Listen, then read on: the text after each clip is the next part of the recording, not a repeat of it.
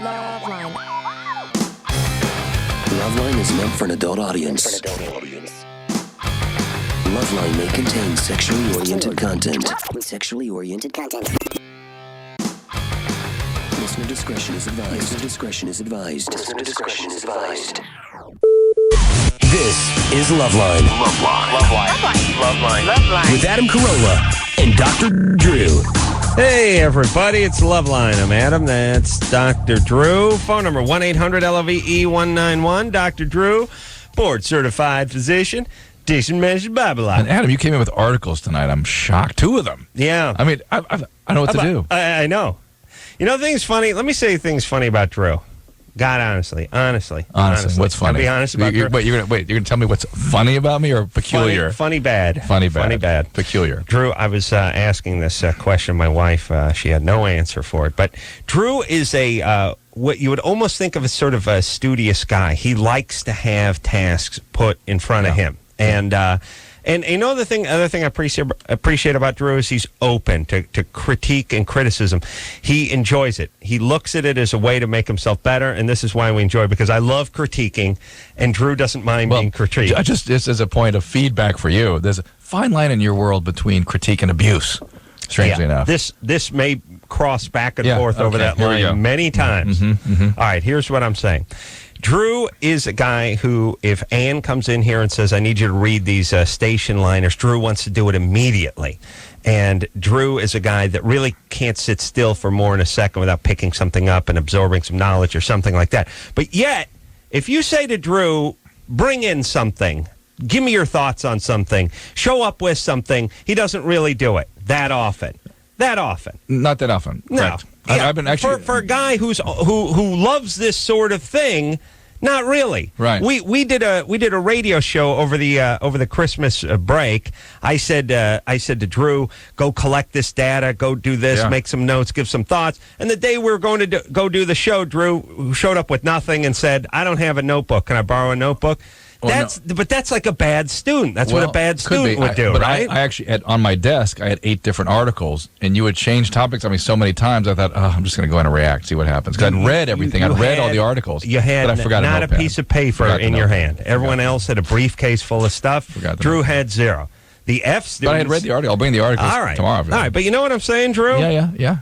Then, you know, what is that? It's something to do with radio. It's something to do with radio. Because nothing else in my life is that way. I know, and that's the thing that's confusing, because Drew loves preparation. Yeah. He loves paperwork. He loves all things academia. But yet, if you told him to go and bring in some thoughts and some ideas and some clippings, he might not bring it in. My experience has taught me that if I launch into anything, it ain't going to go very far before you pounce on me. How about bringing something in? You're not even a notebook, Drew. I got all this stuff. This is all articles I bring in constantly. All right. Never heard one on the air. However, the guy who was put on academic probation at L.A. Valley College, that is and by the way, that is junior college in the San Fernando Valley. Oof. Not just anywhere. No. That's not junior college in the Boston area. That's junior college in the San Fernando Valley. That's junior college. Got it. Okay? Isn't that voice great tonight? This is pathetic. Yeah, what's wrong with you? Sick. It's been raining like a MFer out here in Southern California, like biblical-style rain. Truly. Crazy novelty rain. Where you think, oh, my God, should we build an ark? It was the power or the satellite went out over at Kimmel's house today. We're all watching the playoff games, and the satellite went out. Just from the intense rain. Yeah, just pelting the dish. All of a sudden, there's 12 guys with no pro football, no playoff football. Guys going insane. But no doubt, there was a lot of beer and a bong. A lot of beer and bong, and what do we do? What are we going to do? So we all piled in the cars, and we went over to my house to go watch it. But when we got out of the cars, it was like, it's one. Sometimes the rain falls from the sky, and other times it seems like it's thrown from the sky. Pelting. People being pelted, like holding their hands up and screaming, holding things over their heads, just making noise. About 2:30 in the afternoon. It's been running, and it could barely see in front of you. And it wasn't like that went on for 8 seconds. That went on for like 4 hours like that. Yeah, it's nice.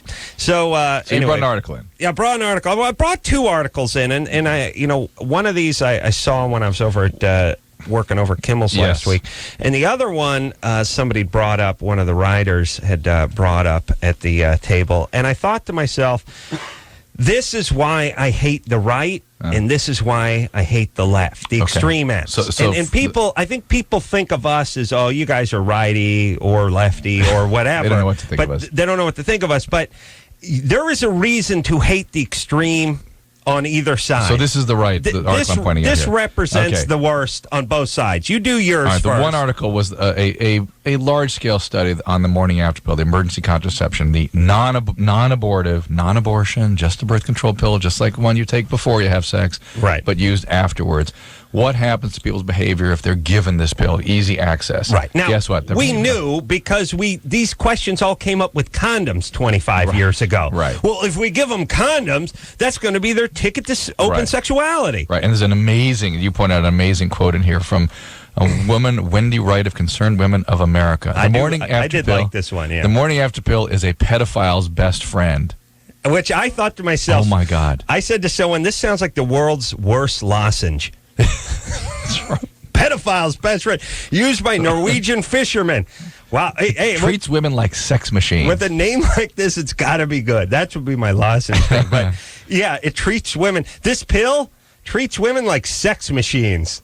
Yeah, how bizarre is that thinking? Well, here's the thing. Obviously, this is a woman who is struggling with her own sexuality, or something, has deep-seated issues. I would go so far as to say she's probably suffered a little molestation or a little abuse. It seems like someone who's survived some trauma, whatever it is. Or maybe she just has a retarded religious ideology. Fine. Now, here's my only thing on this kind of stuff. You disagree with this being given out to people. You don't like the idea that people can have sex out of wedlock. You don't like the idea that people can have multiple sexual partners without the possibility, without what you would call the consequences. That's fine. Good. Just say that's how you feel and try to get sex outlawed. Listen, I think it's even more. They should just say, I don't like young people having sex, but fine. That's fine. I respect it. That's your opinion. We can have a discussion about it. But instead, they go lobby Walmart so they don't carry it. And by the way, there is a group now starting not to be willing to prescribe any hormonal contraceptives, the birth control pill at all. And that's a viable position, too. If you don't want the emergency contraception and you don't want any kind of hormonal contraceptive or pill, okay, I can understand that. Right. That's a defensible position. Right. And just keep in mind, religious tards, the folks you hate so much wearing the turbans on the other side of the ocean over there, they're religious fanatics, too. Yeah. I know your religious fanaticism is better than theirs somehow, but believe me, they believe in their false whatever just as much as you believe in your retarded whatever. And who has to pay? The atheists. You know what they've both been agreeing on lately is that the sinners in Indonesia and in Thailand were paid for their sins. Sure. These poor people who were victimized have to be victimized again for being responsible for what happened to them. Because look, if God did bad things to good people, then maybe there isn't a God. There has to be a reason everything happens. Otherwise, it might bring into question their precious God. Now, Drew, there's something else in this article, I believe, that talks about how, the FDA basically did a study on whether it was safe. It's always been safe. And it's always been safe. Yes. But then somebody decided, one guy overruled the whole group. One guy decided, I don't need to read all this scientific data. I'm just going to make it... Then when he was scrutinized for maybe behaving in a political, having that position for political reasons, he went, well, there's not enough data on adolescents. So they go, okay, now we got the data on adolescents. Now what are you going to do? Right. They got it, by the way. They got the data. So meanwhile, those who claim to want to put an end to abortion that should be all over this bill. Of course, this is going to eliminate abortion. They don't care about that, though. They care about people having sex out of wedlock, and they care about what you do, and they care about telling you what to do. They're not so interested in whatever it says they're interested in. Everyone, please understand that. Whenever somebody writes a letter, they should. Here's what I'm going to keep. I want a list of people that write letters, and they're all on my S list. And what's your other one? My other one. Left. Okay, so now this is the far right. Yeah. This is the religious tards that are effing up the world for us. And then here's the far left. This is why it's hard to tell who's worse. I don't know. For some reason, I like the right You like them better? I like them better because the left is smarter, but they're angrier. Right. All right. So right. They make you feel that by not being a part of them, there's something's wrong with you. Right. The right just wants you to fall in line. This is basically a mother in New York who's has like 5 or 6 kids, who is given birth. Well, she has let's see, custody. She's lost custody of her children, ranging in age of from 8 months to 12 years old. And neglect hearings dating back to 2000. She has 6 kids that are in foster care. Oh. 6 that are in foster care, everybody. And it's all state expense. Well, and, I haven't read the article. Let me guess. The court is trying to get her to stop having children. Two of the kids, by the way, yes, Drew. 2 of the 6 are. She has 7 kids altogether. One of them's staying with an aunt. Which one's staying with the prison system? Well, first off, I don't want to say anything, but definitely a Jew. Definitely. Definitely. Oh, yeah, of course. Definitely. Of course. Her name's Georgette, so, you know. It's Jewish. I think it's in the pile. This is in the Talmud or the Torah. All right, the point is I don't know what the nationality of the person is. It's impossible to tell. But the point is 6 kids in foster care. One of them raised by the aunt. Here's how you know they're Jewish. 2 of the kids addicted to crack cocaine. And the court basically wants to put her on birth control. Yes. And guess who stepped ACLU. in? ACLU. Oh, no way. No way. No way they're going to let this woman have her rights taken away. Very slippery slope, Drew. Slippery slope, Slippery slope. Slippery slope. Next thing you know, they'll be hanging children Moms, as a way of preventing them from becoming a burden on the system. Of course. Yes, of course. This is where it starts. Yes. This is where it starts, Drew. That is the most retarded logic on the planet. Now, sure, she's got 7 kids. She doesn't raise any of them. 2 of them are addicted to crack. She's had them taken away through multiple court hearings. But we say it's okay for her to not have an 8th kid, and we got trouble as a society. We're going down separate. And next thing you know, we have young married couples very much in love with no criminal histories, attempting to have a kid, and the jackbooted thugs coming right in the bedroom, ripping the child out of the baby's arms. Or ripping the mother's uterus, arms. Or injecting her with some sort of... slippery slope, yes, Drew. of course. Slippery slope. Yes. Slippery slope. It's just like Kevorkian. You say it's okay for him to put people in advanced stages of Lou Gehrig's disease out of their misery so they don't choke on their own saliva in the middle of the night. How dare you? Next thing you know, your kid comes in for a Pop Warner physical. How old's your kid, Drew? 12? He wants to play some Pop Warner? Put him down. He comes in, wants to get a physical. Doctor puts a pillow over his head, stuffs him right up. What are you going to do? Nothing you can do. Nothing you can do. Because that's slippery slope. Slippery slope. You say it's okay for Kevorkian. Your kid gets snuffed out on a Pop Warner physical, nothing. That's the same thing? Same thing. It's the same thing. Slippery slope. And ACLU, before you dig into them too hard, they do some good work, like spending tons of taxpayers' money trying to get rid of the very small micro-sized cross on the seal in Los Angeles, or making sure that guys on death row can't submit a DNA sample. Or making sure the copy of the 10 Commandments is... gets blown up from in front of the library. Yeah, I mean, they're really doing the Lord's work. So you should hate the far left, and you should hate the far right. Right. And we as a society, we as a majority, all of us in the middle, I mean, look at it this way. You got your right and you got your left.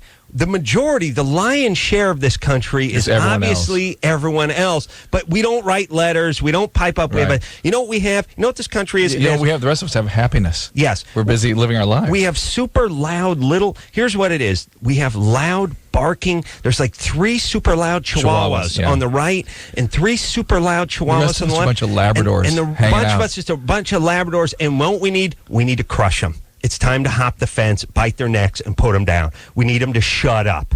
Here's what we need to do. Shut up. Shut up. Go back to your crappy... Go yell at your stepdad who molested you. Stop rubbing your crap all over society. Yes. Please. You righties, I'm going to build a time machine so you can go back in high school and get laid. All you fat, ugly broads who can't stand the morning after pill because of you got passed over at the prom 3 years in a row. I'm going to send you back. I'll put a little rouge on. I'll get some guy to nail you. And then you can shut up. And we can all get on with our lives. No, instead, and that's all. The newspapers, every story story, every news story, it's all dominated. Oh, they want to take down the 10 Commandments.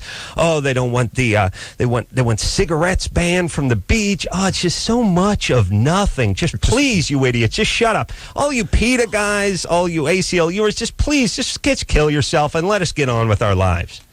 Just, would you do that? Could we just move forward? Please?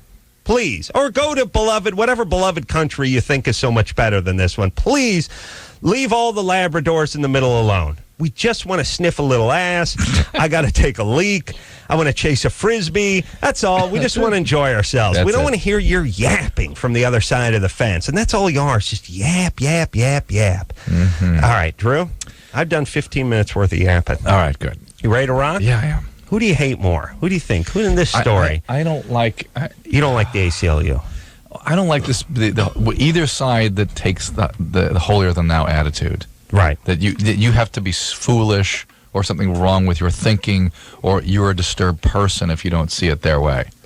That's aggressive and angry, and I don't dig that. Here's my sincere hope. ACLU, this chick craps out an 8th kid, and he puts a shiv in the kid of one of these ACLU homos. Mm. Yes? Mm. That's the way it works. And then on the right, you can be done with all the morning after thing, and we can just populate the planet with a bunch of unwanted criminals. Right? Perfect. There it is. That's what we're both heading that direction, just putting more criminals and unwanted people on the planet. And then keeping them free to do whatever they want. Well, that's yeah. Hey, by the way, are you dying of heat in here? It is stuffy warm in here. What the hell? I've got the thermometer, the air conditioning on 52 degrees. It's 80. All right. Here we go. Antonio? What's cracking? You're 19? Yes. What's up?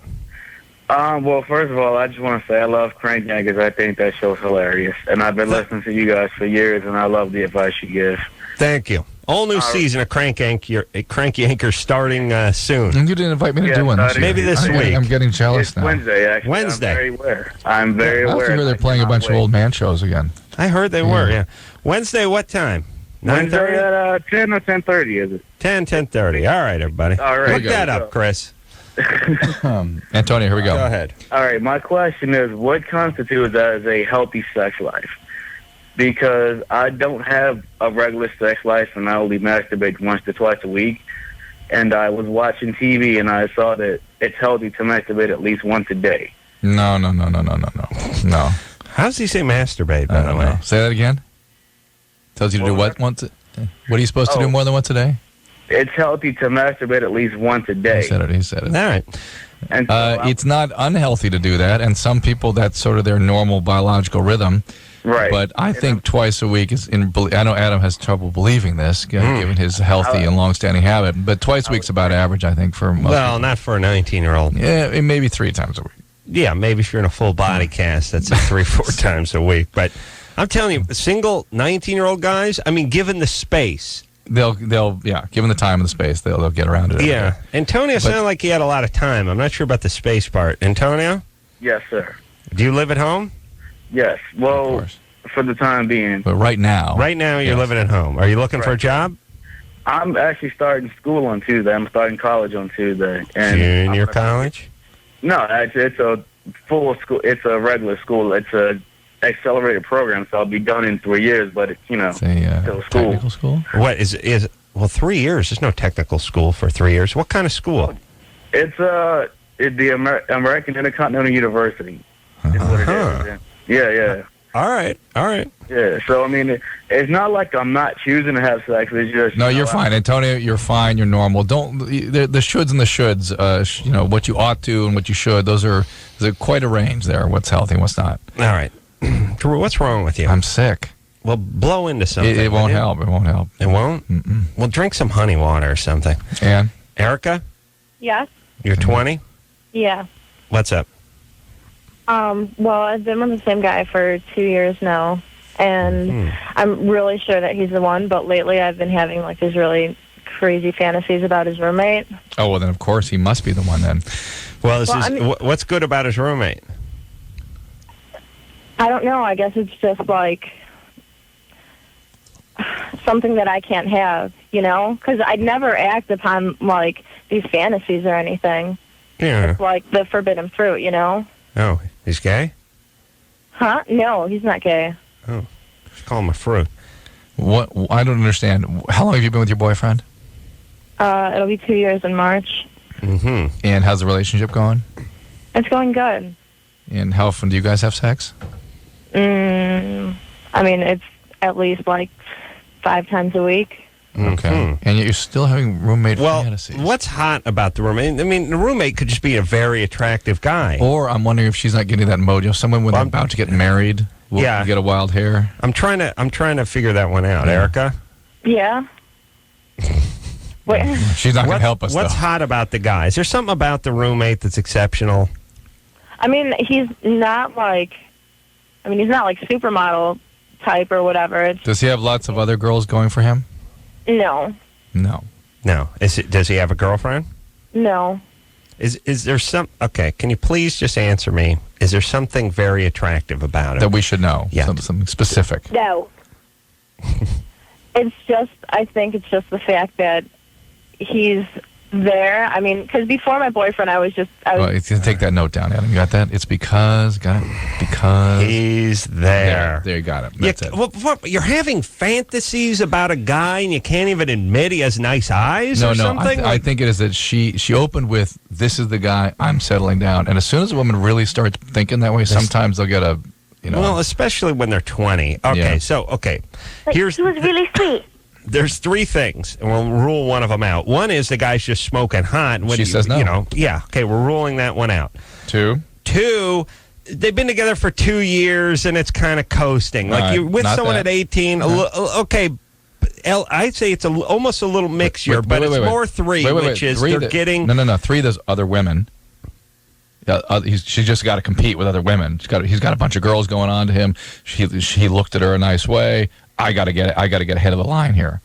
You know what I'm saying? Don't talk. Let's get through a dry erase board and you just write your stuff down. No, that's not 3. 3 is what you said, which is they're going to get married. Yeah. She's been with the guy since high school, and she realized this is about it. Yeah. Which is why you don't get married at 20, and why when you're with someone from 17 or 18, you should break up by 20. Yeah. And then just keep moving. Erica? Yeah. All right. Why are you guys thinking about marriage and whatever? Or are you? You're 20. I mean, not right now. I'm in college and everything, and I want to finish school before we get married or whatever. But I mean, we do see a future together. Okay. Well, look. Here's the thing. We don't. Obviously, we don't see that future. Obviously, and you want to marry this guy? I mean, you've been together since 18. Yeah. Have you been with other guys? Oh yeah. Okay. All right, here's the thing, Erica. Don't think about the marriage. Yeah. Don't think about the future. Just go to school. Because when you start putting the pressure of the I'm going to be with him for the rest of my life thing, then it almost forces your hand. You have to act out a little bit. There is a possibility that option 2 is in here, that things are winding down more than she realizes. Let me say this. It's like a bar of soap you're holding in your hand. Yeah. You start squeezing it, it's going to shoot out. Don't squeeze. Just and you think, like, I got to hang on to it tighter. Relax your grip a little. Saying, Adam, it'll stay. Just like a butterfly. Like a bird. You must let it go. You got to let it, set it free. Set it free. Set it free. And if it comes back, then you know. Okay. No bird ever comes back, by the way. Kidding. There's no bird. Every bird you see out there, somebody used to own.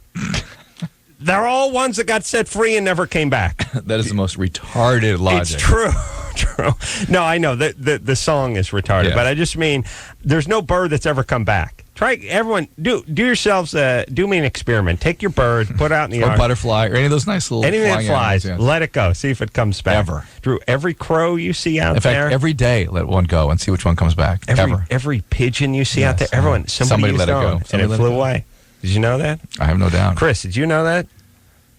Yeah. Oh, he's a quick one tonight. All right. One more call. Let me just say this about the range of pigeons.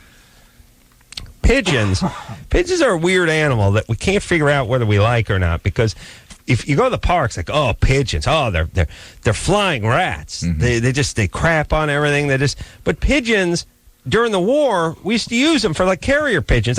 Pigeons, What bird has saved more human lives than pigeons? If you think about it, pigeons fly like 50 miles an hour. They used them in World War II and stuff. They just put notes on them and send them back to home base. And they return. I mean, they're sort of smart and they're really fast and they had some use. I mean, we didn't use crows. People don't seem to have a beef with crows. Right. We didn't use. We use a few falcons by the airport every once in a while, or a hawk or two. But really, many a pigeons probably got killed in wartime. Probably hundreds of pigeons being shot down and stuff like that. Yeah, but imagine. We should take it easy on pigeons. Good point. Give them a break. Huh? Yeah, I agree with you. All right. Let's take a break, Drew. All right. But let's give pigeons a break. But I'll tell you, Drew, my attack crow idea. That's a good one. And let me say this. I got a couple of things to say before we go to break. I was watching 60 Minutes tonight. Yeah. Anyone, Chris, I know you won. I don't want to spoil it. I'm sure, Tiva, you know who won. Right. But it ended with the old guy. The thing is on 60 Minutes, thank you, they did a whole thing on dogs smelling cancer. Skin cancer, urine, bladder cancer, and all of a sudden, yes, dogs can't smell. Now, how many years ago was I saying that these dogs... At least 4 or 5. Maybe 6. Yes. Smelling venereal disease. Yes. Yes. And easier. Okay. The other, so I'm like Nostradamus. Yes. I come up with these things, and then not hundreds of years later, but like 6 months later, stuff comes around because I want to hang out and enjoy it. Of course. You know what I mean? Now, the other thing was that's going to come to fruition is my attack crows. Oh, you think? Oh, yeah. For what purpose? What kind? Here's the thing. Crows... The police force? Yeah, crows are mean. Oh, yeah. Crows are super mean, and they're scary. Yeah. And they will easily, you screw with a nest, and then your cat walks around, a crow just dive bombing, Yeah. It's all this non-lethal force stuff. How about 3 or 4 crows? Yeah. Guy's out in front of the bank, he's holding a gun, he's going to shoot himself, he's holding a knife.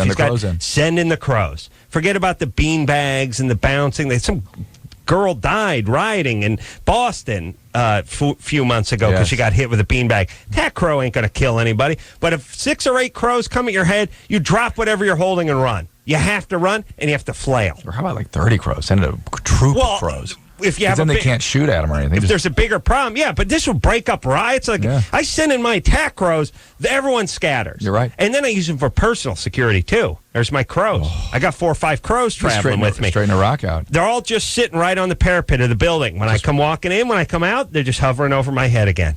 Attack crows. Anyone mess with me? Do they have boom, earpieces? dive bombing. They're so mean. They would do it. It would be easy to train. They're smart as hell. Yeah. And there's nothing you can do. I don't care how muscle bound you are. I don't care if you're like an 8th degree black belt in Taekwondo. 6 or 8 crows go coming at your head, claws and beaks, and you just run it. Yeah. Right? Yeah. And it can't really do any damage. Yeah. Pay a scratch at cornea, whatever. Yeah. All right. Huh? Yeah. I like that. We need some law enforcement to call us tonight. All right, we got to set this in motion. We're going to take a break. We'll be right back after this. Call LoveLine 1-800-LOVE-191. Can I get pregnant if I do it? You get addicted to aspirin? It hurts when I pee. That's pretty accurate. LoveLine. Be right back.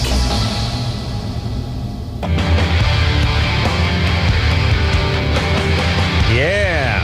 Hey, everybody. It's LoveLine. I'm Adam. That's Dr. Drew. Phone number 1-800-LOVE-191. Got my hair cut yesterday. Yeah? Yeah. Well, I can really tell. Yeah. I mean, they bust the looking off. All right, but you see that? Yeah. So it's like pretty much buzz cut, which I didn't want. And last thing my wife said before I left the house was, "Don't let them cut it too short." I said, "Don't worry." But I go to model cuts, $10. Is this the same guy that? This is all husky Latino women. Nice. And got quite a nice selection of magazines to choose from. They got Latino Entrepreneur, Business Mom, like all these just red book. Here's what I'm saying. I see this at the dentist office. I see it at the... Throw in one goddamn car and driver. Could you? Shouldn't there be a rule? Just one. Maybe someone with a penis comes in here and wants to look at a car magazine. Do you have to have a stack this high of red books and In Styles and all Vogue and all the and then there's the one with the haircuts in it, and then there's really had like all the specific one like Latin Mom and Latin Entrepreneur and all that stuff. Just one. Everyone drive. Hey, by the way, everyone who came to your establishment, they took a car. It's just one. Just throwing one car. Just one car magazine. So I was just sitting there reading Latin Entrepreneur or Mom or something. And I said to the chick, I said, just give me, just give me a trim. And she said, number 4 clipper. Oh. And I said, yeah, I don't know. I just want to trim, I just want to trim. Number 4 clipper, okay? I said, yeah, I guess it's okay. And I started looking down at Latin Mom, and I noticed big clumps of hair landing my lap. And I looked up, and most of my hair was gone. And I said, whoa, wow, this is really short. I just wanted to trim. She said, you said number 4. It's like, okay. I just realized, well, get what you pay for. Yeah, $10. $10. But it's all going to grow back. But I just that's my part. That's the part of life. That's where I wish I just had my recording. Yeah. You told me number 4. We need life needs a TiVo, doesn't it? It really does. So let's play it back. Let's say it back. I did say I just said give me a light trim 3 times. You said number 4 3 times, and I said okay. If you play it back to them, will they still see it the same way?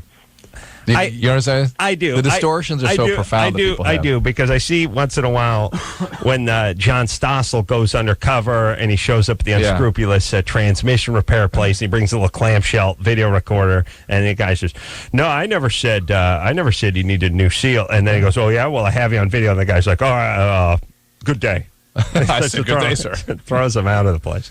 Yeah. All right, you ready to go here, Drew? Yeah. Katie? Yeah. 20. Hi. Hey, what's up? Really. Yeah. Yeah, I'm 20. I'm sorry. Yeah. Hi. Hi. What's going on? What's up?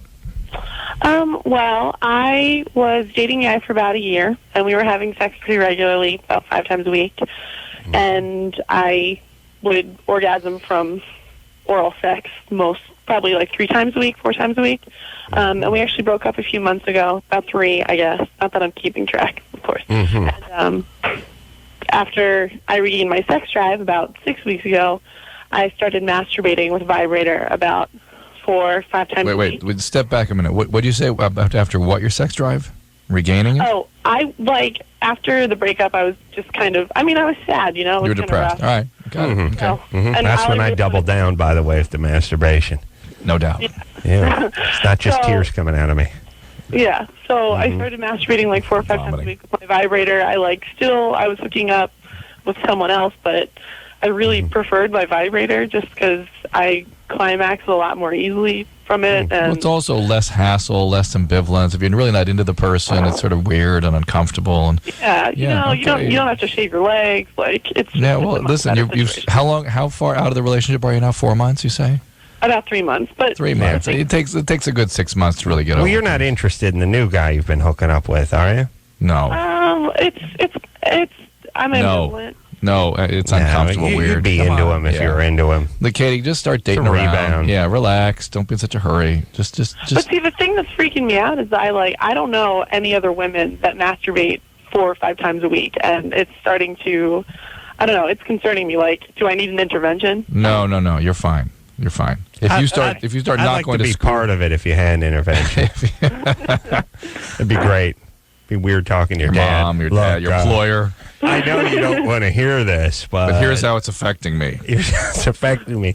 I live 2,000 miles away in Los Angeles. And my soul grieves each and every day. Katie. Yeah. You calling from Pittsburgh? I am calling from Pittsburgh. Yeah. Guy's playing the Jets this week, right? Yeah. Yeah, that's a good game for you guys. Yeah. All right, baby. You're fine. Thank you very much. You're fine, Katie. Relax. Throw that terrible towel down and get that vibrator out and get busy. If you're not having consequence, you're spending a lot of money, engaging in risky behaviors where you can hurt yourself. Whatever. Come on. Mm-hmm. Think about these. I was just talking to a bunch of guys today from Buffalo, always from dangerous. Pittsburgh, all these places. Of course, L.A. is just chock full of a-holes from other parts of the country who come here and go nuts for their team. Here's the moratorium, by the way. Once you're, let's call it 5 years outside your old town, you got to shut up about your. I am. All I do is work with guys from either the New England area or the Pittsburgh area or Chicago or New York or Buffalo. That's it. And I'm That's all you just need. wedged in between these guys. Yeah. Most of them haven't been home for 8 years. That's all I hear. And God forbid their team makes this whole The Red Sox thing, please. the whole Red Sox thing coming off the whole Patriots thing and now going in, as the Red Sox, as the Patriots are winning or setting the record for most games won consecutively, the Sox are winning the World Series, and I'm just wedged in between hundreds of these a-holes. Bostonians are known for being quiet and they're reserved. They keep to themselves. Oh yeah, they're gentry types, like from another era, or are they drunken and yelling at everybody constantly about their team? Here's the point. Please, people from other cities, please shut up. Please shut up. Do they have to support Southern California teams? No, just shut up. Okay. Just please shut up about your team. There you go. And I oftentimes wonder about it, like when you see people out here from different parts of the world and they're wearing the flag of their native whatever, and they put the sticker on their car. And how obnoxious would it be, by the way? You just you move to Canada, or you move to France, or you move to England, and all of a sudden you're just draped in the American flag. You decide to paint your apartment building red, white, and blue. Right. Put stickers all over your car. You're insisting we have parades. It's the 4th of July in my country. We should... Really? Yeah, would you have huevos that big? Would Americans ever do that? I don't think they would, but I'll tell you what they will do. They will relocate from Pittsburgh or New England or New York, and they'll come to L.A., and it's nonstop Buffalo talk, nonstop Steelers talk, nonstop Patriots talk. Oh, please, just stop it, everyone. And this is why we have to get a team in Los Angeles, because no one will shut up about their outside team until we can get a winning team here. All right. But the point is the team loses and the town's crushed. Pittsburgh loses, the town's Buffalo loses, towns people don't show up to work. It's a suicide. L.A., I don't think anyone even knows. No, people don't even speak English here anymore. They really don't. They wouldn't know anything, would they? No. Yeah, Lakers lose, and there's a couple of guys that are upset about it, but the town in general moves along. There's many. Half this town doesn't even know what basketball is, I don't think. Do they? I wonder. All right. Let's put it this way. I got my hair cut yesterday. Any of the 5 chicks who work at that hair place care if anyone loses or wins or anything? No. All right. Ashley? Hi. 21? Yes. What's up? Well, I've been married for 3 years and been with a guy for about 5.5. And since you were 16. Since you were 16 and married since you were 18. Yes, so I've had no other boyfriends but him. Yeah, we just don't. How old is he? Same age, 21. Wow. Oh, boy. What's the problem? Well, I swear, I hit 21, and I just want to go out and mingle and have fun and meet other people. Uh-oh. But I know, so my friends are telling me that to follow my conscience, but I don't know which way my conscience is leading me. So what kind of friends do you have? They're married. They're military. So my husband's in the military, so he's never home. So I'm always alone, and it's terrible. And follow your conscience means what? Don't do it, right? Right. That's what that means. Yeah. Right. To me, it sounds like a sort of a subtle approval for going out and doing whatever. Right. Well, they're I think in their own retarded way are telling you not to do it, but they're not doing a great job of expressing that. You got to figure something out here, Ashley. If you're going to go out and cheat, maybe you ought to really think this marriage. Mm-hmm. Do you have children? What I'm trying to find it. No children, no. Okay. That's what I'm trying to don't get pregnant. Do not assume that having a child is going to fix things, whatever you do. All right, Drew, how big a tragedy is it to you if somebody who's been together since they were 16, they've never been with anyone else, they've been married for a relatively short period of time, but they got married super early. Yeah. For Christ's sake, they're 21. They've been married for 3 years already, but there's no kids. They should really think about stepping away. There's They have the perfect out. They're in the military, so they don't own anything.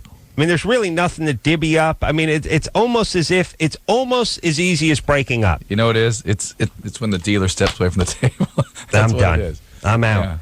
Yeah, you know what I'm saying? Yeah. If you, Drew, you get divorced now, you got the house, you got the property, you got the kids, you got a wagon, you're getting sued, there's paperwork, and there's lawyers. And there's a life. You know what I mean? There's a family and a life and a history. And a life. Yeah. These are young people who were sort of concluding their adolescence together. Ashley?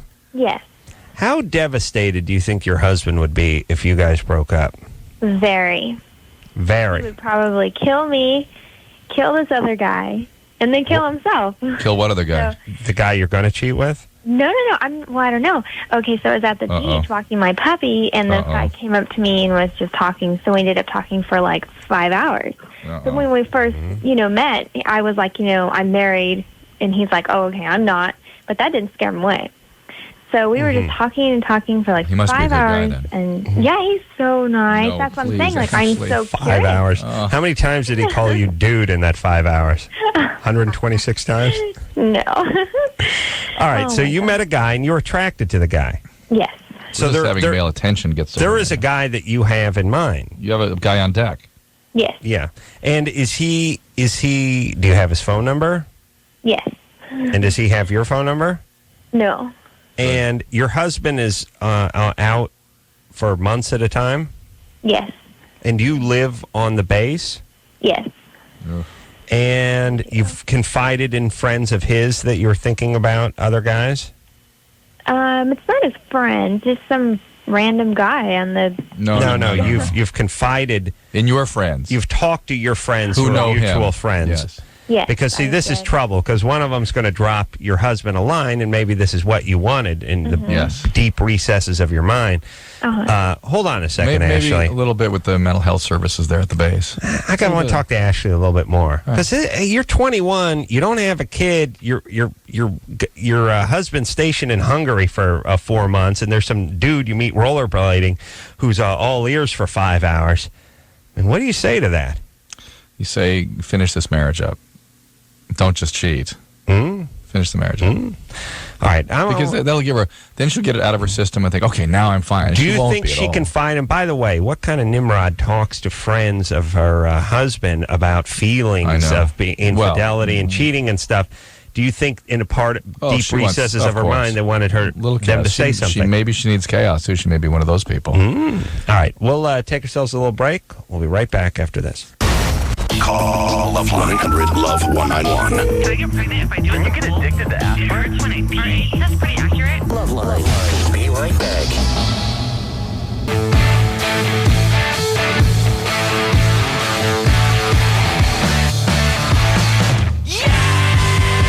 Yeah! Woo! Yeah, get it on. Gotta get it on. No choice but to get it on. Am I right, Drew? You're right, Oh, man, am I right? Hey, can't help but getting it on. Ashley's 21. Speaking of getting it on, met a dude on the beach, talked to him for 5 hours. Amazing how much wind a guy has in him before he gets laid. Oh, that's not wind. That's just a lot of nodding. A lot of nodding. She's the one talking. Yeah, but he's also showing interest. He's showing interest. Yes. Oh, man, no. You see, interest. I love when guys got that sort of rap. And, you women, you compare guys. It's unfair too. Okay, see, Ashley's 21. She's with a guy. She's thinking about cheating. They've been married for 3 years. He's out. He's in the military. And she's comparing this guy who's at work all the time for this guy who sits and listens to her for 5 hours. Right. And what it is you're married. Your husband comes home. He's tired. He's stressed out. It's like he's not listening. He doesn't. The new guy. Oh, man, he says stuff like penny for your thoughts. He's like, believe me, that guy will stop listening as soon as you guys get into the relationship and he hits his comfort zone. What's weird is that kind of guy that's going to be listening like that to a married woman is really going to stop listening fast. Yeah, but right now he's Mr. Bobblehead. Oh, yeah. Oh, yeah. What, and I like the philosophies, too. Look, I may be old-fashioned, but I believe a woman should be worshipped. You do? Cherished. Really? I believe a woman's like a delicate flower. Really? You do? Yes. And by the way, a straight guy, when he hears that stuff, just thinks women should be diving for cover when they hear that kind of crap from a man. Right. That is pure BS manipulation. Yeah. Always. Yeah. But of course, the new broom sweeps clean. But why the more egregious the manipulation, the more they buy into it. Yeah. All the males go, run. Yeah. Yeah. What's wrong with that guy? Something's up with him. Oh, and they just do that thing where it's like, he yells at me for talking to my friends. I believe a woman should have diversity in her life. Her thoughts should be cherished. That bitch is a plum. Never raise your voice to a lady. All right, let's finish up with Ashley. I'm starting to make myself horny, Drew. Ashley? You guys are great. You talked to this guy for 5 hours. Lots of good answers. Lots of head nodding. Lots of philosophies about right, but the problem is that this was your first boyfriend. You got married too early. This is what happens to early relationships. They sort of wind down. And before... And don't think you're going to somehow get it out of your system. The scarier thing is you're going to be with this guy and go, okay, now I'm done. And now another couple of years are going to go by, and you're going to again start feeling sort of unsatisfied, unsettled, and now there may be a kid. No, come on. I say a lady is like a beautiful bird. You let it fly away, and if it returns to you, then there's love. Then it was yours. Then it was meant to be. Oh, but if it doesn't return, if the beautiful butterfly doesn't return, then it wasn't meant to be. Oh, boy. And right now, you have to fly, my lady. By the way, the translation on that is, it wasn't meant to be. Yeah. All right, so Ashley, you don't cheat with this guy. No, don't cheat. No. That's a dishonest thing to do. You're not going to like yourself for it. Yeah. You're going to be that person. The other thing is, though, like, I turned 21, so I want to start. I've been going to clubs and going out drinking with my friends. Oh, well, that's better. My husband doesn't like that. Yeah. Now But hold on. You say your husband who's in the military will kill you, kill your boyfriend, kill everyone if he finds out? Do you mean that? Yeah. You mean that? Is he He would. abusive? No, not at all. Why do you think he would, Kill everybody. Because he'd be definitely devastated. He'd be hurt. Yeah, but that doesn't necessarily turn people into murderers. That's what he told me. So I'm not. Well, he told you he would kill, or he told you he would be hurt? He would kill. All right, well, that's why you got to get a therapist. Go to the mental health services there, report all this, and see if you can get some help with this and get some safety around what's happening here. Yeah. I'm sure there are counselors there. Check it out, okay? This must happen all the time, too, with guys away for long periods of time. I like to get up about 6 a.m. By the way, he deserves a break. If he really wants to stay in this relationship, maybe they have a chance to work it out. I go for a jog on the beach before I head over to the children's center. That's where I volunteer my time teaching retarded kids to surf. My feeling is that I let a retarded kid surf for free. If he comes back, it was meant to be. But if he keeps going out into the ocean, you call lifeguard. Then you got to call lifeguards. They get a medevac unit in there because he will drown. All right, we'll take a quick break. We'll be right back after this. All right, guys, here's the deal. Looking to hook up? Call the Dateline. Sick of wasting time with the wrong person? Call the Dateline. One call's all you need to make. Call the Dateline. 1-877-889-DATE. If you need help, Call LoveLine. 1-800-LOVE-191.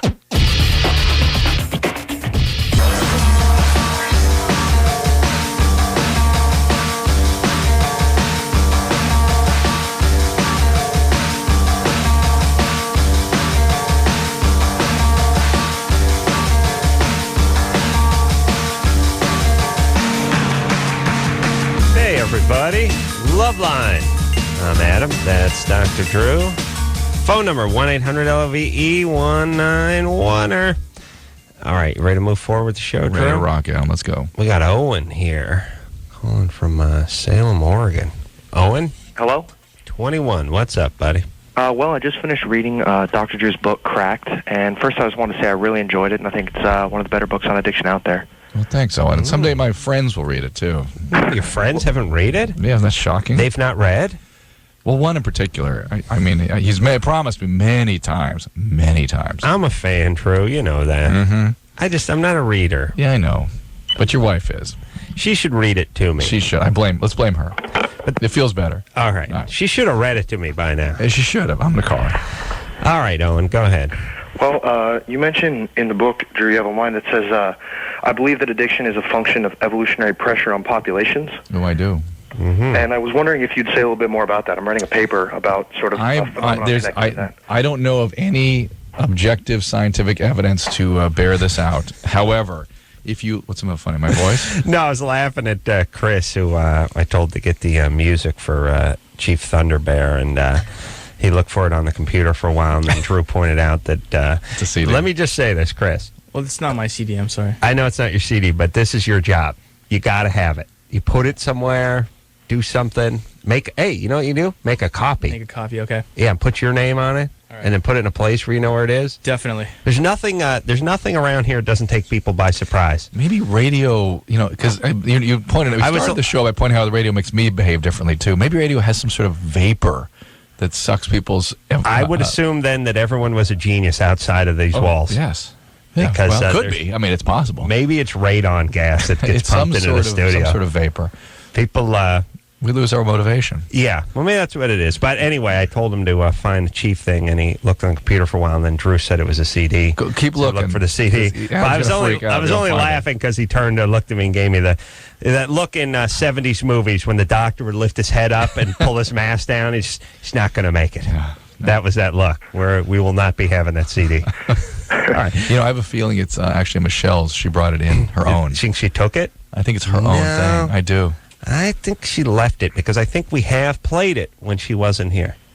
All right. Let's keep going. Okay. So, Owen, this is simply an observation. If you look at populations where there is the most intense biological predisposition for this disease, if you look at the globe and see where addiction has a very high prevalence. Where is that? Russia? And a very high intensity. Well, you find Scotland, Ireland, Central Europe, and North American Indians. And if you, how dare you, Drew?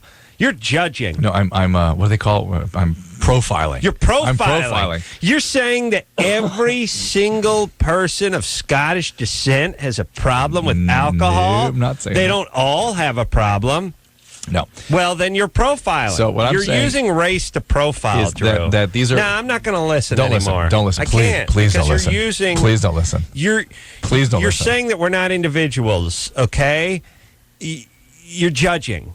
I'm saying we are biological but beings. Adam, in the book, he also says that such people tend to be smarter, more sensitive, and richer. So he's saying good things, too. But you can't say good things. Like, you can't say black guys have big penises or have a good vertical lead. That's profiling and judging and racism. Anytime you draw a distinction between anything that lives, that's profiling, that's judging. So a gerbil is different than a rabbit. You judge. How dare you? Judgment, how dare you? Judging.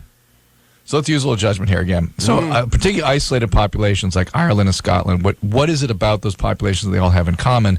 Well, if you kind of examine that, they've had genocidal military assaults over multiple generations, repeated generational assaults.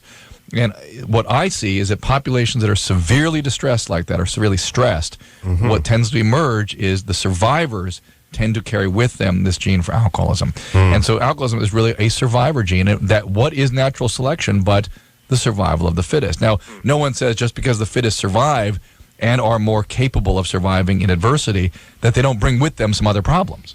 Now, if we didn't distill spirits and screwed around with hydroponics and create benzodiazepines and Vicodin, these people would just be better survivors. What about lewds? And lewds. That's what my Dr. people Drew, are into. I have one quick follow-up question. Yeah. Do you think it's more of a genetic thing? Like, is it just the genes that get passed down, or is there something sort of sociological in these populations?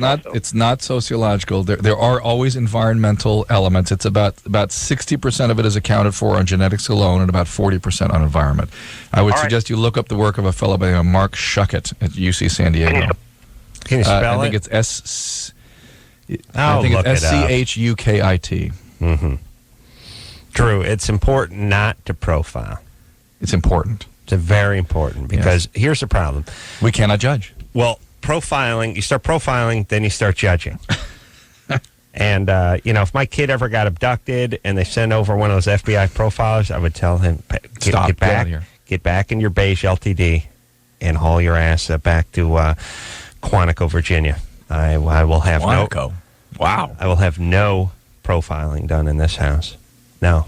It's very dangerous. You certainly don't want... It's a slippery slope. Yes. I mean, sure. If we start seeing patterns in human populations, next thing, can't judge. We'll start genocide. Yeah. Or we'll start... Here's the point. Here's what I really love about the retarded profiling point, which is, just because of 85% of kids that are abducted by somebody they know that lives within a 3-block radius and is usually like a white male between the age of 30 and 45. You're spewing the devil's words. I know, but it's like, so are you saying that every white male within a 3-mile radius is guilty? No. Well, then you can't do it.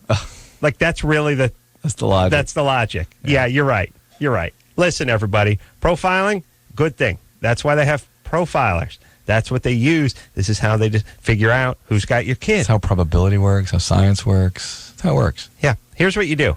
Every time a kid gets abducted, you do a little sheet, and you go, what color was the dude? Oh, it was a guy. So it was a male, and he was how old? And he was what color? Where did he live? And he lived and he had a prior relative. all right, next time it happens, we'll go out and look for that guy. That's how it works. Well, That's why they keep records. After those checks are made 14 times in a row, just patterns start to emerge. There you go. Yeah. Can't do it, though. All right. Oh, ACLU suing Logan Airport, by the way, for profiling. Oh, great. Yeah, they're doing the Lord's work over there. They really are. Okay. You ready to rock? Just we needed to bring this airport. By the way, have the airport's gotten worse? I guess. That? I don't know. It's all disaster, and it's all nobody wants to. These other countries must be laughing their asses off at this country. By the way. Oh yeah. Chris, how'd you do over there with the Chief Thunderbear music? I'm gonna color tomorrow. Tomorrow. Coffee. Or do you want me to color right now? No. You sure it's not in that pile? I looked all over. All right. Okay. All right, buddy. Let's talk to Monica. It's 21. Hey, Adam. I just want to tell you that I had the biggest crush on you since you were on 88.5. Yeah. Drew, you are right about the girls wanting the guys that other girls all want. Yeah. I just wanted to tell you that. I was reading a book written by a woman tonight where she was talking about how women have a tendency to want to have something while their peers have nothing. Mm-hmm. You know what I mean? That's sort of the basic impulse is, I'm going to have it and you have nothing. Right. That's interesting. Yeah, the cruel women. Very cruel. And that's why you got to set them free and then slam the goddamn window. Draw the drapes and go in and start beating off to some softcore Cinemax porn. Nice. That's what they say, Drew. That's what they say. If you love someone, you got to toss them. And beat off to you got to bolt the door and then you beat off to Savage Island. 1980s trilogy on Cinemax. All right, go ahead, Monica. All right, so I knew I could get you start talking to me about this because of how you feel about right-wing people. So I was brought up in an extremely religious background, and I pretty much have been traumatized and about how proper relationship with guys. So.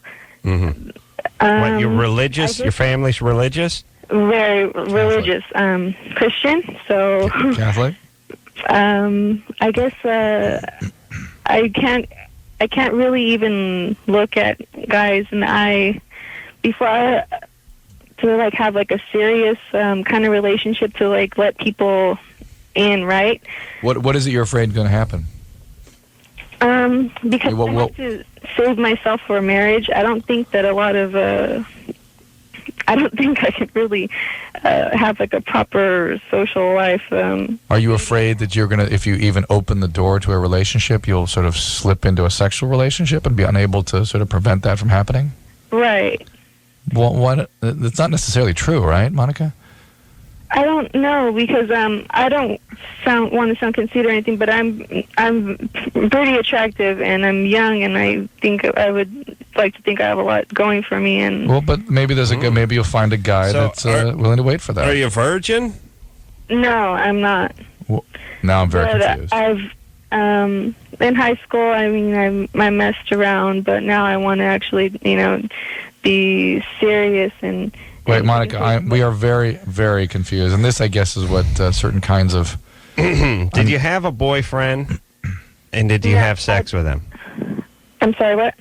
Did you have a boyfriend in high school? Uh-huh. Yes, all right. I've had a boyfriend in high school. Yeah, I've had a boyfriend in high school. And, yeah, we used to sleep together. But not, now I want to kind of... save myself for marriage now. Yeah, but you can't. Yeah. You can't save yourself. I'd like to go back and I'd like to quarterback my Pop Warner football team too, Drew.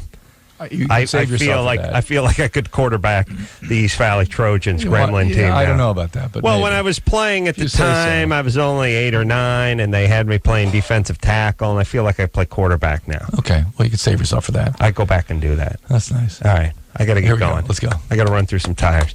Yeah, all right. She wants to save herself for marriage all over again. Yeah. Okay. Monica. Well, look, Monica. That's a retarded logic. Drew, please, would you hawk up something? Look, I understand you don't want to run up. Maybe you don't want to run your numbers up. Well, yeah, you don't want to have a sleep with a guy. That's fine. But to save yourself, it's too late. You made a decision and you didn't save yourself. And that's fine. And if you don't want to have a particularly sexual relationship, that's fine too. You will find a guy that's interested in that. But why is it? Were you You said you were abused, right? No, I didn't say that. You said the religious orientation abused you or traumatized you. You said traumatized you. Yeah, I think so. What was the trauma? Describe to me what the nature of the trauma was. Very, very strict. Everything was, everything was from the devil. I couldn't really do anything. So you're going to go to you're going to live in hell if you have sex again, right? Or the first time. Like, Monica, let's forget about all this nonsense. But maybe she should talk to a clergy who can sort of straighten her out a little bit, because this is sort of you're all over the place with your thinking, and because of this thinking. Well, you're calling that thinking? Because of the thinking, though, she is unable to have a relationship with a peer, which is sad. Yeah. And so it's time to go out there and actually have. I'm sure a clergy that is worthwhile would spend time talking to you, but sort of reconciling all of it. Get on with your life. Are you living at home, Monica? Yeah. All right, get out of the house. Where are you going? Junior college? Yeah. Shocking. How about you get out of junior college, you get out of your crappy house, you get a decent job, you get a roommate, and you get going with your life? You're 21. When are you going to... What's going on with junior college? She's waiting to be... Engineer Chris, hold your ears for a second. She's waiting to be plucked, you see. Yeah, just go get a job. Take care of yourself. Get a roommate, get out of the house, and start becoming an adult. You're 21. Listen, I've said it once, I've said it 1,000 times. I really do. We live in a society where if parents smoke around their kids, we want to call that child abuse. Yeah. But if they fill their head with fairy tales about the devil and the God and Jesus Christ and the personal relationship, or they're Jehovah's Witnesses, or they're Quakers or Shakers or Amish, they don't let their kids use stuff that plugs in, or they're Hasidic Jews. The kids can't turn on power equipment on a Saturday. That's not abuse. What, you think those kids would naturally drift into your retarded religion if you just left them alone? Stupid kid's got the payoffs growing off the side of his head, and he's wearing a bowler and dressed like Harrison Ford in The Accused. What was that movie? Can't remember. Witness. But look, that's abuse. What listen, they do to these people is abuse, Drew. On Monica's behalf, she has a religious belief, and because she's afraid and feels guilty, she is concocting all kinds of ways of trying to reconcile these things. Yes. She needs to sit down with somebody who helps her reconcile. Yes. Is consistent with her own beliefs. They're not going away, Adam. They're not going to go away. It'd be nice if they just went away. They're not going away. So she needs to sit down and talk about what the fact that she had sex, what does that mean? Does she need to make amends for that? How does she plan going forward and not hide that? There's certainly any clergy is not going to have her hide herself. But look, you're not going to get anything out of the idiots at the junior college. Mm-hmm. Get out of that junior college. You're 21. You're wasting your time. You're wasting my tax dollar. You're wasting everyone's time. Just get out of the junior college. Get a job. Get a roommate. Get out of the house. Well, that certainly she needs just for her own well-being. Competency. She needs some competence. And listen to me, all you screwed up kids out there with your idiot parents. Get out of the house. Get out. And don't give me that, oh, you can't. I got out of the apartment. I moved into a one-bedroom with the wheeze. But you know the place? It was on Laurel Canyon, North Hollywood, for like $425 a month. All we had to do was come up with about $220, $215 each, and we were out of there. Oh, to get it? Yeah. I mean, to get into the apartment. Yeah. You can get a one-bedroom for $400 or $500. I mean, you got to get a roommate. Now you get like a futon. You put it down there. Me and the Weiss doubled up on the futon. I was just reading a book review today about how Abraham Lincoln must have been gay because he slept next to a man. Well, me and the Weiss. You and Weiss. Well, I think it was the oral that made us gay. But the point is... Well, even that. I slept next to my buddy on the same futon for a year and a half just to get out of my crappy house. Just get out. And believe me, I didn't have a job. I made $8 an hour. I didn't have any insurance. I didn't have anything. He didn't have anything either. We both had crappy. Just get a crappy job. Get out of the house. Start fending for yourself. Mm-hmm. Start making things work for yourself. Start cleaning carpets. Start cleaning carpets. And I don't mean oral sex on women. I mean actually getting a steam unit Monica was a beautiful woman. Think about how many more opportunities she would have than a guy like you at 20. Oh, my goodness. Oh, yeah. I mean, if you're a good-looking chick, you just get a job hostessing at an upscale restaurant or bar backing or something. You get a lot of tips, and you get some rich boyfriend. Just everyone, quit the junior college. Get out. I would like to go on a junior college speaking engagement where I just start yelling at everyone. Get out of the house. All right, everyone, here's what it is. Adam Carolla will be speaking in the auditorium today at 1. Everyone gathers in. Thank you for coming. Get out. Get out of here. Move. I look at my watch. What time? What day is it? It's Tuesday. What time is it? 1 o'clock. Get out! Go to work, you idiots! Get out of here! Shoo! Go! And I was like, junior college people are so stupid. All you got to do is make a loud noise. They're like seals, I just start making noise. They all start scattering. Start to run out, and they just go get a job. That's it. Then I start turning into the junior colleges and, as you know, the penal systems. Work camps. Well, work them out. That'd be good. Yeah, start making cheap knockoff belts and Gucci purses and stuff like that. No license plates? No, because I got to cash in. Oh, that's right. I don't see anything off the plates. All right. And that'd be great. Speaking, I would tour the entire country speaking to junior college kids, just screaming. And I would use an Asian. I would use a Asian interpreter. I get a Japanese, Chinese. Those and people, you don't want them to leave. That's right. That's why I use interpreter. Well, he would be saying, "Don't leave" in the native tongue. An interpreter. He would just use the white people wouldn't hear. They wouldn't understand. Yeah, just different speech. Yeah. So before finish up quick. Go on to 4 years. Before I went up, and in there would be like, first Chow Young Fat has something to say, and he'd just be like, "Ning young young wong young," and everyone would just be nodding their head, and he'd be saying something like, Do not mind the man with the Brillo head. Do not stay in your seats. Study hard. Then I just come in and start screaming, "Get out, you losers! Get out!" And they all leave. Leaves all the Asians to finish up. Go to college. Transfer. Get the nursing certificate, whatever it is, and then we all have a great society. All right. Thank you. If we get the morning after pill and those. Thank you. And the ACLU out of there. Chris, what's going on, buddy? I'm sorry. Did you say something? 28. 20. You're in junior college, right? Yes. When are you wrapping up, buddy? I don't know. It's coming, though, right? Yeah. About 2 now, wait years? a minute. You should have started. You should have finished up that math class from last semester. I did. What are you studying this? What are you studying this semester? Biology. Biology. Why don't you tell us? Okay. Well, Drew could help it hasn't you. started yet. I took a biology class in junior college, but as soon as we went into the lab, I was like, You're done. Shine this That's noise. true. Why haven't you started yet? It's January. Hasn't started yet. Okay. What'd you take? Last semester you took the math. Yes. Now you take one biology class? Yeah, it's with the lab, though. With the lab. Well, what time does that start? 4 in the afternoon? Something like that. The lab, yeah. All right. No, I mean the class. And then when if you have any questions, biology was my major in college. Drew will help you. And then when you graduate, now you finish the biology class. Yeah. Then what? Then I get my AA. Oh, you will graduate? Yeah. After the biology class? Yes. That's all you need to graduate? All I need to graduate. Oh, we got to make sure he gets this. We got to make sure he passes this. All right, but I'm still going to do some math because you'll be 29 with your AA, so that's 11 years for a 2-year I'll be degree. 28. 28. You'll have it at 28. Well, yeah, I just turned 28. Okay, so 28. That's different. So 10 years for a 2-year degree, so it's 20 years for a 4-year degree. Yeah. I'm doing the math. Yeah. So 20 years, you'll be 48. You'll have your 4-year. Give or take, yeah. And you'll be able to start in the mailroom. All right, buddy. I'm going to get you. You know what you got to get into? Welding.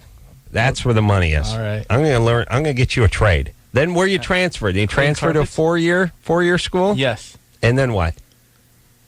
I don't know. We'll see what happens. All right, buddy. I could fast track you if you wanted.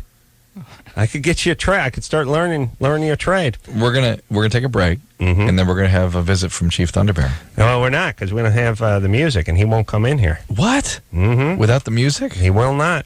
I talked to him. He's playing Tetris. Oh. He's very upset. Says he needs the music. Can't do it. Since when? He then how about a conclusion to Submarine Ripoff, whatever our story was called? Yeah, I don't know. I haven't worked that one out. All right, buddy. All right. So there'll really be nothing when we come back. Yeah. All right, after this. LoveLine. We'll be right back. Please hold.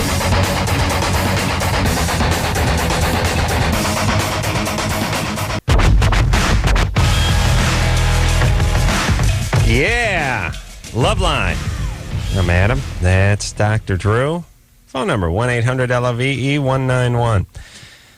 Well, what do you think about Thunderbear? What do you say? I talked to him out in the hall. Yeah. He wasn't excited about it, but some kids came down to watch the show. See what I'm saying?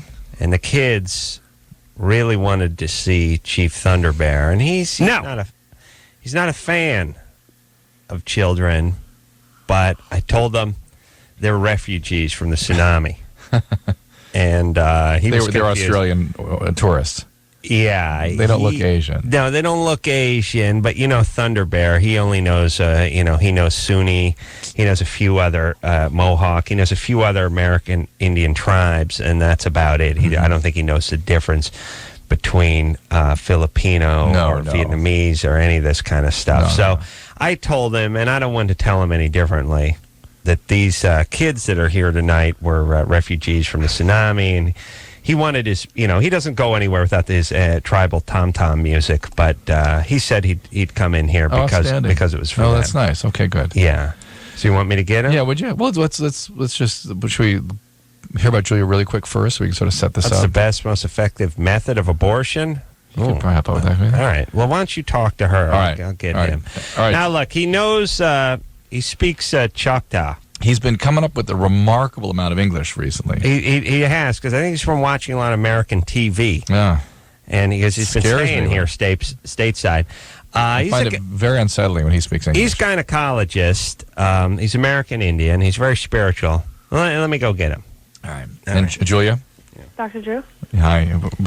Chief Thunderbear, the North American Choctaw speaking only, hopefully. All right. Gynecologist will be in here in a second. Thunderbear! Oh, here he comes. Thunderbear! Are you okay? Yeah, I'm fine. Okay. What's your question? I was gonna schedule an abortion, but I am kind of nervous about surgery. Plus, I knew someone who had I think it's RU486. Is that the name of the pill that causes a miscarriage? Hold on. I'm going to interrupt you 1 second here. Oh, my goodness. Chief Thunderbear, thank you for coming in. I appreciate that. Chris, guess what? I know. I'm sorry, Chief. He's very upset, Chris, that you didn't. He can tell that the music wasn't here for him. What do you call that? A tom-tom? Yeah.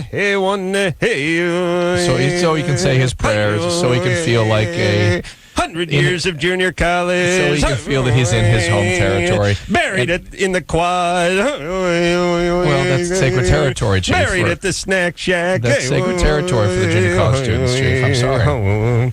Okay, thank you for the blessing. Yeah, hey, one the hick at hey with the rain dance. I know. Yes, it's been wild weather, and do you have an unrain dance? Can you perhaps do for us? No. We'll get back to the girl with the abortion. Okay, yes. Okay. So yes, Julia's calling, and Chris, please get us some coffee. I mean, he's mad enough about not having the tom-tom music. Warm up. Yeah, come on, let's go. He's learned the word warm up. It's pretty good. Chris, don't laugh at him. He's quite serious. I know. Junior college. No. Yeah. Not a chick. Yeah. It's a big problem in our country. Yes, I know. Sorry, but you could straighten them out. You could show them some crafts too. There could be a Chief Thunderbear line of technical schools even. Yeah, think about that. Yes, learn to hunt buffalo. Yes, okay. So Julia is looking for she has a friend who had an abortion, chemical abortion with probably RU486 or something like that. Drink poison stream water, and papoose come shooting out. Okay, and what's your question, Julia?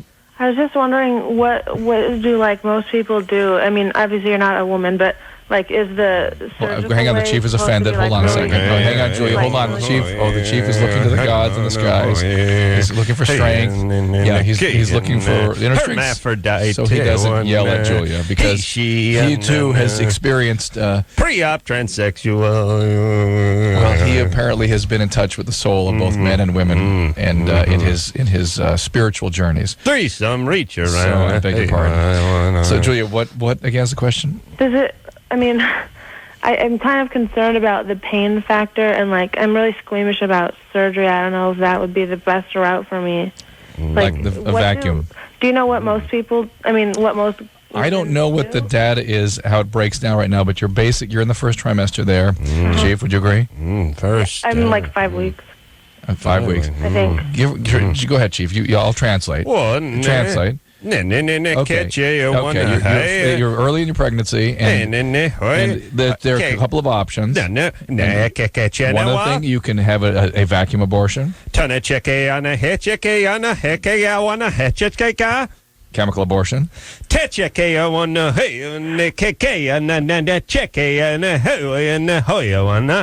That, Chris, was his coffee order. You got that? Wasn't it? You got it? Chris can't go to Starbucks tonight. It's raining too hard, okay? No, latte Sorry, extra. Chief. Sorry, Chief. But Julia, those are the basic options, and continue. Well, and the chemical, the chemical option is not so bad. They actually, there's some bleeding and cramping for a few days afterwards, but that's about it. And the vacuum, you're done immediately after the procedure, but it is sort of a surgical procedure, but very, very safe. Yeah, wet dry dustbuster. What about?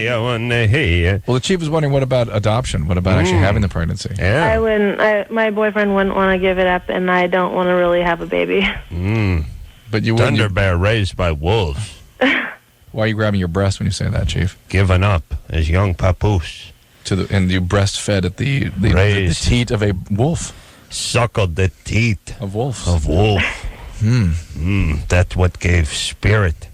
I bet. Fighting power. I see that. More coffee, please. Oh my God. Your English is getting very, very clear. That's why good at Tetris. Dr. Eye can I ask you another tiger. question really Yes, quick? Julia. Rear of buffalo. Even though I'm terminating, I've been getting pretty strong cramps anyways. Yeah. Is that like a bad sign for pregnancy? Well, Chief, you'll agree with me, it could mean an ectopic pregnancy. So What if does you that get mean? bleeding and the cramping gets severe, you need to go to a hospital right away. But What you does might, that topic mean? Consult own medicine, man. tubal pregnancy Oh. in the tube. And so it's something to be very cautious about. That can be quite devastating if it gets really going. And it's time to go quick. As soon as possible, go to a place that has proper counseling for this sort of thing. Yeah, I was waiting to see if I can get a medical coupon from DSHS. Oh boy! Well, let's do it quick. You don't want to get through that past that first trimester. Each off government. Okay. Thanks for your help, you guys. All right, Jay. Good luck. I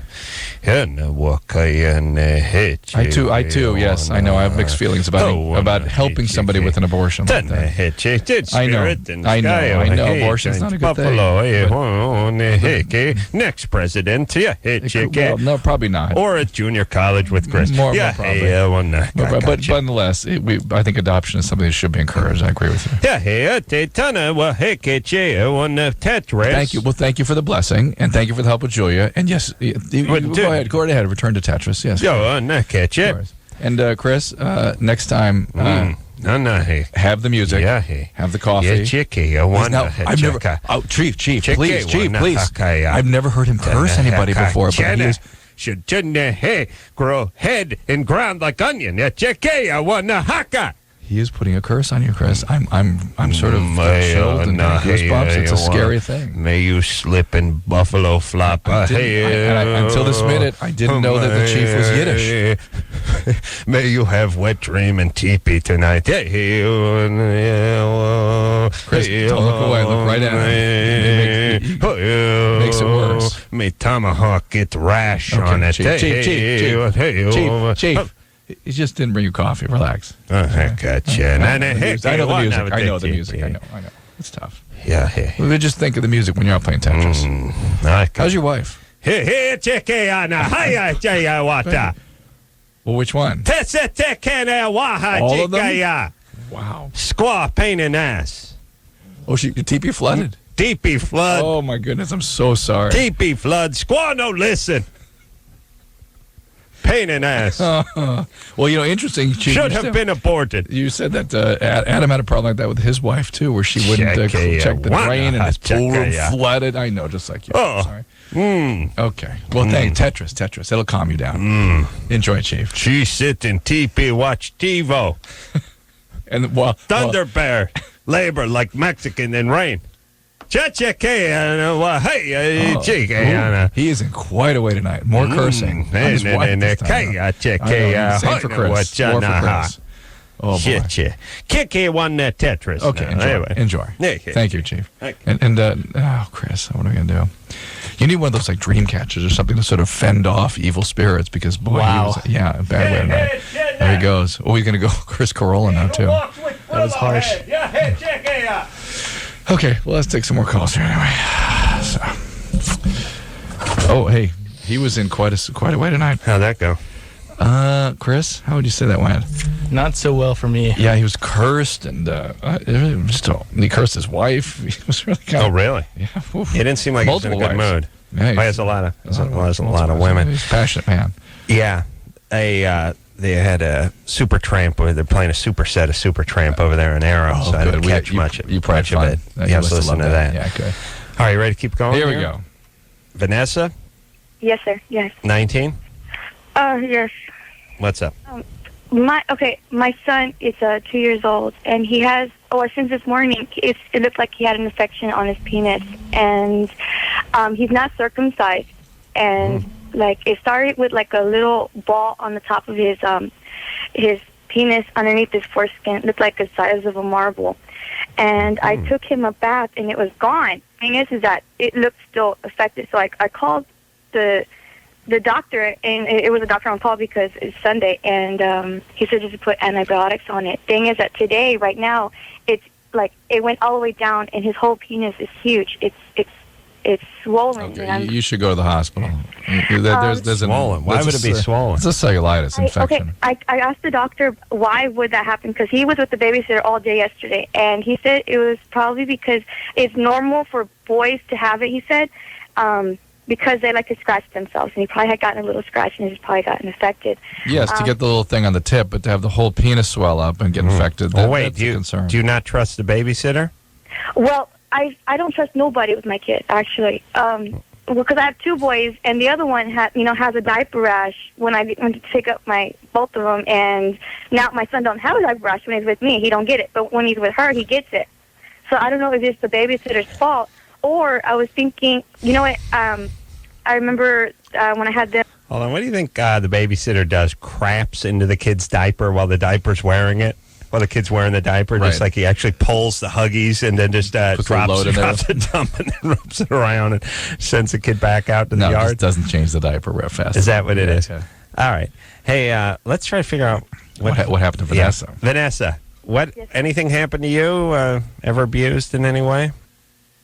Oh, I don't know. I don't know. I don't know. My mom's married My mom's been married like 4 times. I don't know, because I kind of like those guys. Anybody do anything bad to you growing up? Well, I don't remember. I block everything. Well, we just find it awkward or interesting that you would say that no one else should be trusted with your kid, and you have a deep understanding that bad things can happen, and yet you turn your kids over to people who are not taking care of your kids adequately. Well, it's not a rich woman. I mean, I'm a single mom, and I have to work, and this lady was my coworker's mom. And she ended up with my kids one day because I ended up in the hospital and I have no family around me, and she was the only one that all right. Listen, let's not get into that for a second. Wow. I'm just curious about your past. And by the way, can you stop crapping out the kids, please? 19 too. You're 19. You got 2 kids. You got to screw up. 2 boys, by the way. So they can be criminals. They can be criminals. They're gonna be criminals, of course. Why? At least start cranking out some girls so we can get a nice fresh batch of strippers. The boys end up being criminals. Wow. How dare you? Oh, yeah. Why? It's horrible. But here's the thing, Mom. First off, no more kids. Please, no more kids. Well, I have an IUD right now. There you go. Good. Secondly, what do you mean you don't know if you were ever abused? Well, I mean, man. Well, because tell you the truth, my brother, I know for a fact that he was abused. Mm-hmm. He was, right. But what's your brother doing now? Well, he's at Job Corps. He's at Job Corps right now. Right. And Job Corps is prison with a shovel and a purpose. That's what Job Corps is. And a mission. It's a camping trip for criminals. It's where you get in a bunch of trouble, and instead of go to jail, your last chance is you get to go to Job Corps. The only person that's gotten in trouble between me and my brother is me. I mean, my brother's basically the angel between us both. Well, if the angel of the family's at Job Corps, that's a tough family. Well, because he can't support himself. I mean, he's what happened to you? Mommy to help him. Me. What did you do? Mm-hmm. What do I do? You said you got in trouble. What did you do? Well, since I was 15, my mom kicked me out of the house, and yeah, because you were all over the place. No, I was actually a good person, but my family screwed up. A student, never did any drugs. Your mom just booted you at 15. Well, actually, I started smoking weed because my family would always put me down, and so I would do that so I could get away from all that mental. Here's listen, Vanessa, I'm only coming down on you because you got 2 kids. You were victimized, clearly, and grew up in a bad family. And my only wish for society is that people like yourselves who were victimized can, get a little education, get a career, get a relationship, do this, and when and a little therapy, by the way, for the abuse that you've been through. Yeah, you shouldn't be in and jobs you should where not be parenting children. Shouldn't be teaching. You shouldn't. But by the way, you shouldn't be flying commercial aircraft either. You know what I mean? There's a whole bunch of things you shouldn't do when you're 19 and you have 9th grade worth of education and an abuse history. There's a whole litany of things you shouldn't do. For some reason, if you put parent on there, that you become a horrible person. Oh, well, Hitler. I see. No, I don't want you doing that, just like I don't want you running a piece of complicated equipment. Where you could that you don't know how to run. That you don't know how to run, where you could actually... And by the way, we won't let you do any of those other things, except for the kids part. That, you get to do as much as you like. So, Vanessa, no more kids. Take the one to the hospital. Just because you were abused doesn't mean people are looking to abuse your kids. On the other hand... You're the kind of person who will find an abuser to watch give the kids out to. for the guy you're attracted to and bring home. But I'm very concerned about the swelling of the soft tissue around the penis, because that can be a serious thing sometimes. Well, because the doctor didn't seem so concerned when I told him. And why don't you call him again? Again, you keep hearkening back to the little ball in the tip. I took him. I'm scared to go to the hospital actually, because last week I took him twice. And another thing about that is I had CPS on me because he had a stomach virus and he wasn't eating right. So I took him to the hospital and they gave me some respiratories. Is that what it's called? You stick them annually? Suppositories. Suppository. So suppositories. The thing is that they put one in him at the hospital. They gave me some. I got home. I tried it like 6 hours later. He wouldn't let me. Now, I didn't force him. I'm not going to force. I mean, I know I'm supposed to because he already gave me a big old lecture. I'm supposed to. I'm just not used to it, and I don't feel right forcing my son to stick something up his butt. That's how I feel. I mean, and I talked to other ladies. Well, given that it will stop his vomiting, allow him to take fluids, and save his life. Yeah, I understand. That's what the CPS guy told me. But I mean, trying. Well, so here's your choice. He can have a little bit of discomfort with the suppository or die. These are the choices. Okay, Mom. This is Mom. Everybody. Yeah. And CPS twice, hospital twice. All right. Oh my goodness. Now, everybody, just close your eyes and picture what the young boys are doing about 15 years from now, 16 years from now. All right? College bound, tax paying. Future fathers of the year. But after all that chaos, how could they ever contain? It's hard to know. All right. Well, listen, Vanessa. I'm just saying, right, Vanessa, don't we see this? Ask for help, Vanessa. Ask CPS, ask the hospital. Maybe some visiting nurses can come by. You need some help. You need some structure. Yes. You really do need help. You're doing the best you can, but you're 19. You got a 9th grade education, and you're trying to raise 2 boys. You're doing 50 times the job that Adam would do if he'd had 2 children at 19. I would complain about me if I had the kids. I don't have the kids. You would be better off with, goldfish. Yes. You could barely handle goldfish at 19. No, I couldn't. Yeah. I did, however, give a goldfish a suppository. Oh, that's a skill. Yeah. I like to see that, by the way. I ironically fed him one of those goldfish crackers right up his rectum. Oh, nice. Yeah. It was sort of life imitating art. It was interesting. Yeah. All right, we're going to take a break. Chris, what's happening, brother? What's up? We'll take a quick break. Hey, watch out for Thunderbear when you go back out in the hall. Yeah, don't. If you're going down the hall, don't head toward the Jock Lounge. Right. Head toward the Arrow, where the vending machines are. All right, take a quick break. Be right back after this. Dude, you got issues. Call LoveLine. 1-800-LOVE-191.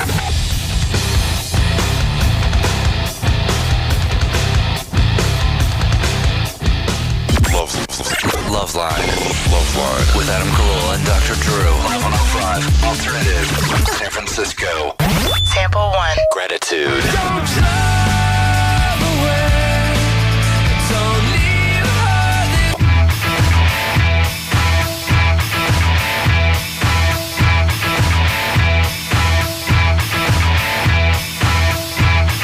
Yeah, buddy.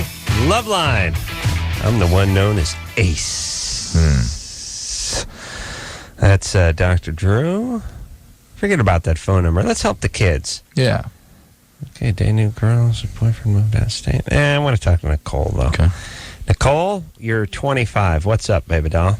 Okay, I just moved to LA from New York because I ended like a 2-year roller coaster relationship and thought that 3,000 miles would be a lot of distance and it would be good for me, and it has been, but I still find the need to like talk to the person that I left. Like I still have like, it's almost like this addiction. Like I need to talk to him. Like I need his approval. I'm like, how long were you two together? We were friends first, and then we were together for about a year and a half or so. And then you broke up, and when has it been? A few months? Yeah, like we ended everything, I guess, like the beginning of October, and he... Tell us more about the roller coaster. What happened? It was weird. It was like, I don't know, it wasn't a typical everyday, like, relationship. Like, we didn't have, like, a boyfriend-girlfriend status. Yeah. You know what I'm saying? But, like, we were a couple. Yeah. So it was just really weird. Like, it started out, like, being, like, a friends with benefits We didn't have boyfriend-girlfriend status, but we were this is what I call, like, this is him getting laid. Yeah, this is what I call the Carrie Bradshaw syndrome. Yeah, but the thing was, too, like, there were a lot of emotions involved. On your part, Nicole, I understand that, but not on his. And the weird thing is, too, is that, like, people say, like, oh, on your part, but it was also, like, on his part, too, because he would say things to me, like, I'd tell him, like, you know, you make me feel safe, and he'd be like, I'm glad I make you feel safe, I want to be there for you, and this and that. Nicole, yeah. And you believe that crap? Well, because I knew him as a person, and I believed it. And yes, I'm stupid for believing it, and I know that now. So he was not having emotions. You were having emotions. Well, he was manipulating. Whatever. But the fact is, it's done. You need to be in a and you have to understand, like, there was like an abortion in there and everything too. Fabulous. So there's a lot of Here's the deal. Sure. You need to be. And that was all him, because he was like, I'm not ready. We can't do this. Da da da. And like I pretty much went against everything I believed in and wanted. All right, listen to me, Nicole. Here's the thing. Don't try to talk yourself into it or out of it or around it. It just was. You had a relationship like millions and millions of other people do. It didn't work out. It's 3,000 miles away from you now. There's a healing period that takes place. Yes, you obsess on the person. Yes, you think about the person. It's brutal. There's nobody that hasn't gone through it. As a matter of fact, the only people that haven't gone through it you don't want to hang out with. Here's the problem I see, though. She's 25. The time to go through that kind of relationship is 17, where the longing is more important than the relationship. Yeah. And so the fact that at 25 you're still went through it at 25, but can't get over a relationship in which you're just longing for somebody and yet can't land a real relationship with them means that you had a horribly abandoning father. He was not available at all, or died, or whatever. But that's the thing. Like my dad is actually like the closest person in my life.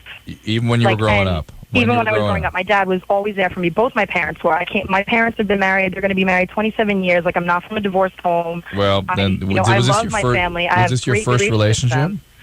I guess I've only been involved with like one other person. All right, so you're doing this all. You're doing this all later in life than you should have. Yeah, you should have done this at 18.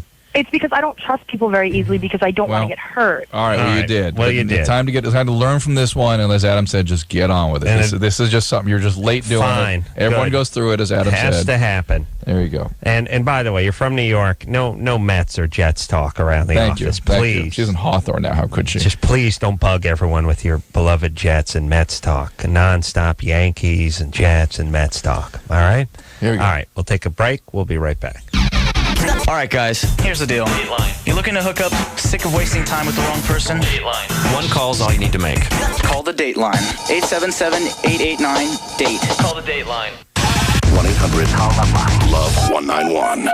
Call LoveLine.